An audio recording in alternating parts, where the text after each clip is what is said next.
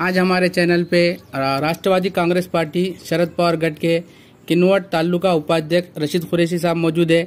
आज हम उनसे कुछ मालूमात लेंगे। तो आप राष्ट्रवादी कांग्रेस पार्टी में कितने साल से काम कर रहे हैं? मैं राष्ट्रवादी कांग्रेस पार्टी शरद पवार जब से पार्टी मैं 2002 से प्रदीप नाइक साहब के साथ हूँ। प्रदीप नाइक साहब जब आमदार नहीं थे, उन्होंने किन्नौर तालुके में इतनी मेहनत की आमदार बनने से पहले भी कि किन्नौर तालुके के कोई रोड कोई रास्ता ऐसा नहीं था जहाँ पे पार्टी की निशानी की पेंटिंग नहीं की है। उन्होंने हर जगह घड़ी की स्थापना की। आपको कम से कम 20-22 साल राष्ट्रवादी कांग्रेस में आप काम कर रहे हैं, तो आपको दूसरे पार्टी से ऑफर आए होंगे ना? दूसरे पार्टी से मुझे बहुत ऑफर आए, बहुत लालच दी गई। नगर पालिका में जब राष्ट्रवादी की तरफ से मैंने टिकट मांगा और मुझे टिकट नहीं दिया गया, तो दूसरे पक्ष वाले भी मुझे ऑफर दिए कि आप हमारी तरफ आ जाओ, हम आपको टिकट देंगे और आपको जिता के लाएंगे। जिस तरह से लोगों में चर्चा है कि नाइक साहब 15 साल तक आमदार थे तो कोई विकास नहीं किया, और इस आमदार ने सिर्फ 2 साल में इतना विकास किया, तो इस बारे में आप क्या कहना चाहेंगे? नाइक साहब ने 15 साल में क्या नहीं किया ये किन्नौर तालुके की जनता बेहतर जानती।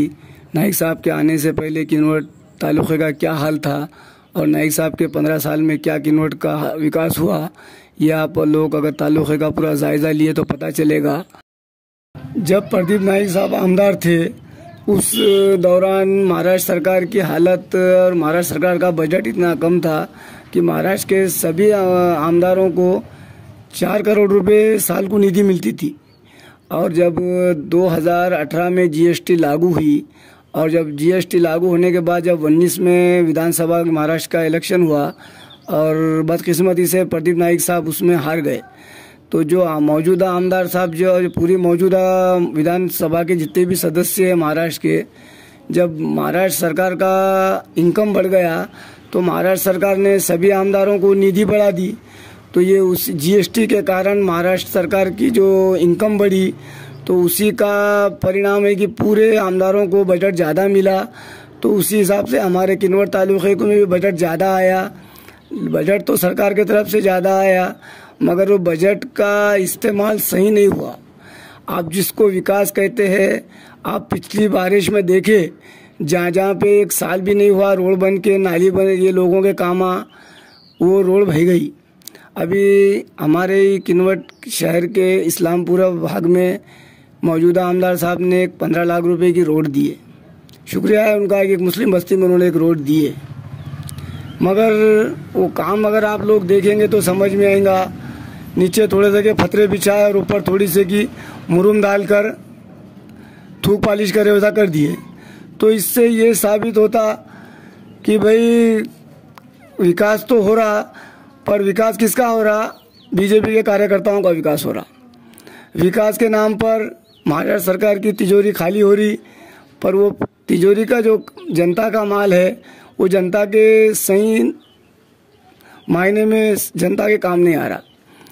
अब रही बात नाइक साहब ने अपने 15 साल में किन्नौर तालुके में सिंचन जो खेती के लिए साकूर कुप्टी के तरफ इतना बड़ा बंधारा बनाए जिससे हज़ारों एकड़ ज़मीन पानी के नीचे आई।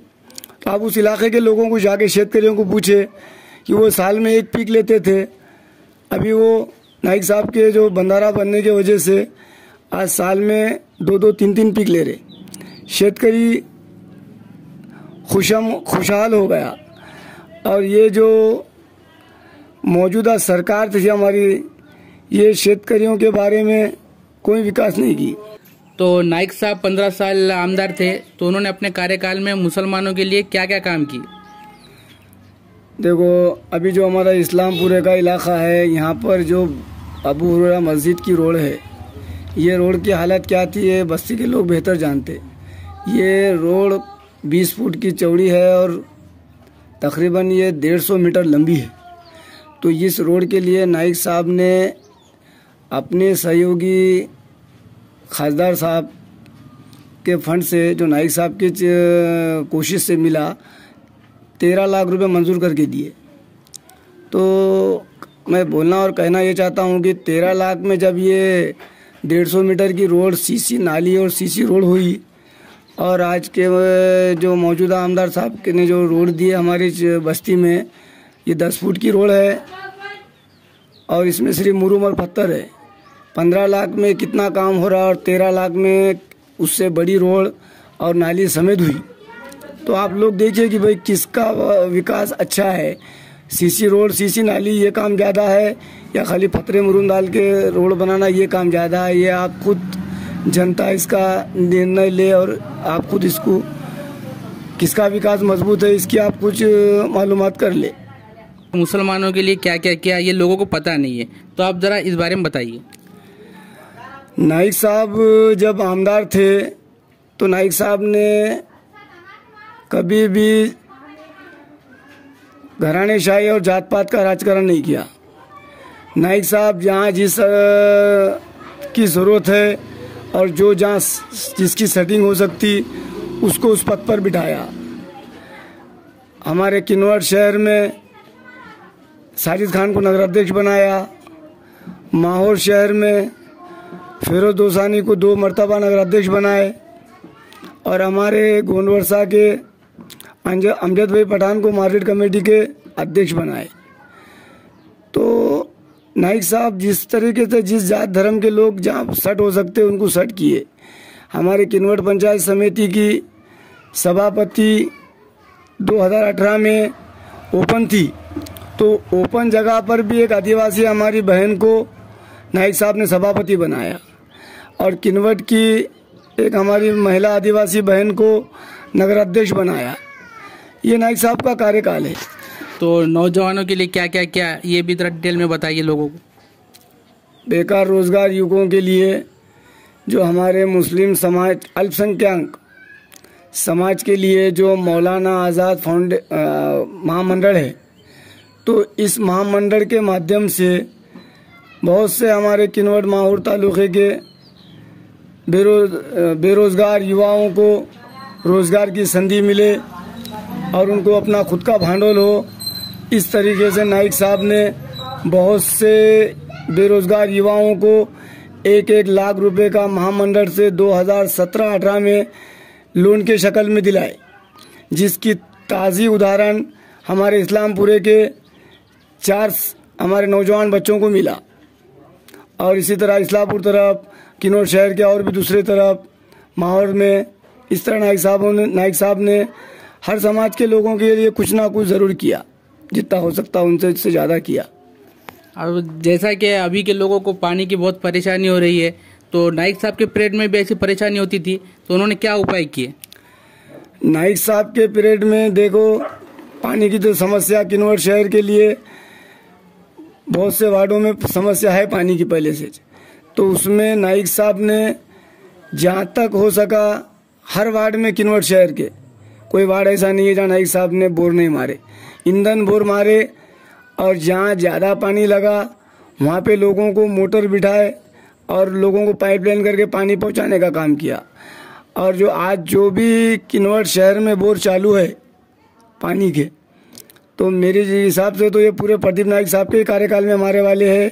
ये मौजूदा आमदार साहब के कार्यकाल में किन्नौर में कोई बोर मारे ऐसा कहीं मुझे नज़र नहीं आए। नाइक साहब के कार्यकाल में शेतकरियों की समस्या पे क्या उपाय किया गया था?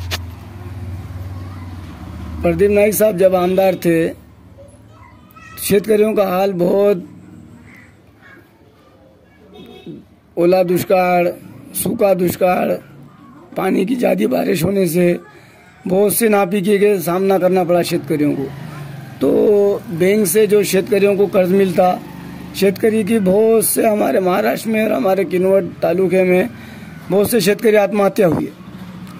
तो उसी हिसाब से 2019 के पहले जब ये महाराष्ट्र सरकार ने कर्ज माफ़ी की बीजेपी की सरकार, तो उसमें उन्होंने बहुत से रुकावटें पैदा की शेतकरियों के लिए। सीधा सीधा कर्ज माफ़ी नहीं दी, यानी किधर से तो भी क्या हम दे रहे बोलने का एक चलने का एक, तो बहुत से लोगों को उसमें माफ़ी नहीं हुई। और जब 2019 में जब कांग्रेस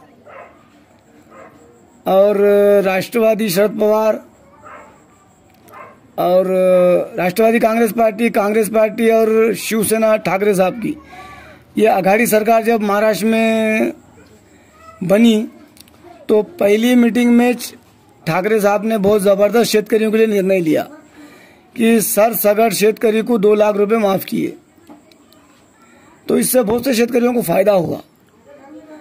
और ये सरकार जो अभी मौजूदा इन्होंने सोयाबीन का भाव 4,800-900 के करीब 800 कुछ चिल्लर पैसे हम ही भाव डिक्लेयर किए आज से 3-4 महीने पहले।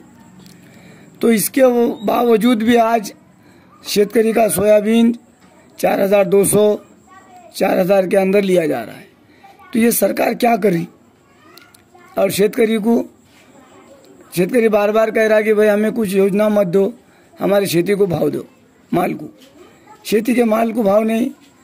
आज 2014 में जब 4,200 भाव था, आज ये बीजेपी कार्यकाल 10 साल से वही भाव है खेती के माल को। और खेती के जो खरीदने के जो खेती को लगता माल जो कंपनियों में खत कंपनियों से लेते, कंपनी वालों से दवा लेते, बीन लेते, तो इसकी भाव आज कहाँ से कहाँ बढ़ गए। 400-450 रुपये खत का थैला था, आज वो 1200-1300 तक चलेगा। मगर शेतकरी को जो लगता माल वो महंगा मिल रहा और शेतकरी का जो माल बिकता उसको भाव नहीं। ठाकरे साहब की सरकार जब 2019 से 2-2.5 साल महाराष्ट्र में थी तो उस पीरियड में सोयाबीन का भाव 8,000 से 9,000 तक होगा था और कपास का भाव 9,000 से 10,000 के ऊपर था। जब उनको खरीदने जमा ये उसके बाद जो सरकार आई, ये लोग शेतकरी का माल वो भाव क्यों नहीं ले रहे? तो इससे पता चलता है कि ये सरकार शेतकरियों की सरकार नहीं, ये व्यापारियों की सरकार है। जैसा कि इस्लामपुरा जो है राष्ट्रवादी का गढ़ माना जाता है और ये गढ़ मानने की वजह है राष्ट्रवादी कांग्रेस पार्टी शरद पवार के तालुका उपाध्यक्ष शेख रशीद कुरैशी, क्योंकि इनकी जो मेहनत है, इनका जो पार्टी के प्रति लगाव है, इस लगाव और मेहनत की वजह से इस्लामपुरा राष्ट्रवादी का गढ़ बना है। तो हम आज जानते हैं कि नाइक साहब के सौभाग्य के बारे में इनका क्या कहना है। नाइक साहब एक ऐसे आमदार गुजरे, पूरे महाराष्ट्र में कोई ऐसा आमदार नहीं होगा जो 24 घंटे अपना फ़ोन चालू रखे।